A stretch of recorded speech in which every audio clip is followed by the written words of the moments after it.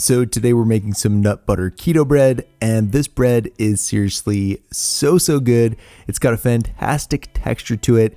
It's not overly sweet, and it's really great to spread some butter, cream cheese, or sugar-free jam on. And best of all is that each slice of this keto bread has just 2 net carbs. But this isn't just a low carb bread recipe, it is also a gluten-free bread recipe. So there is a ton to love about this stuff. If you're as excited about it as I am, definitely smash the thumbs up button and let's get into it. All right, so first things first, we're gonna preheat our oven to 350 degrees. Then we're gonna get out 2 large eggs and we're gonna crack and add those to a biggie big time bowl, along with 3/4 of a cup or 180 milliliters of some unsweetened almond milk as well. Now, after we've added that, we're gonna add our nut or seed butter, and any kind will work, but I decided to use some unsweetened sunflower seed butter since it not only has the lowest amount of carbs, but it's super neutral in flavor and taste as well. Anyway, as far as how much nut or seed butter you wanna use for this keto bread recipe, around a cup or 256 grams of it will be the perfect amount. So, after we've got all that in there, we're gonna add a teaspoon or 4 grams of vanilla extract, and then we're gonna get out our hand mixer and beat all those ingredients together until they're thick and combined like this. Now, in a separate bowl, we're gonna sift in 1.5 cups or 168 grams of blanched almond flour.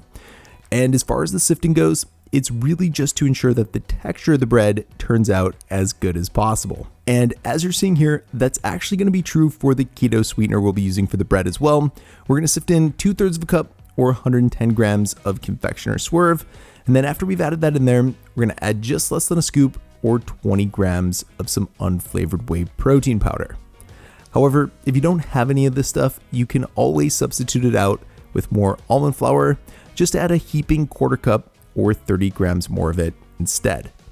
Anyway, the last thing we're gonna add to our dry ingredients is gonna be a bit of salt, and then we're gonna whisk everything together until it combines like this. Now, when it does, we're gonna pour those dry ingredients into the wet ones, and then we're gonna use a spatula to mix all those ingredients together until a thick batter consistency forms in the bowl like this. Then, when it does, we're gonna add some parchment paper to a 9x5 bread tray.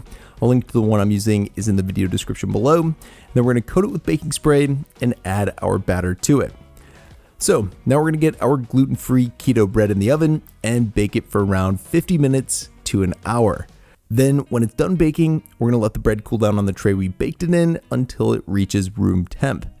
And when it does, we can get out our bread knife and cut it into 12 thick slices like I'm doing here. And yeah, that is how to make some delicious, low carb, gluten-free keto nut butter bread. As always, for more info on it, check out the video description below. That's all I got for you guys today though. I will see you in the next one.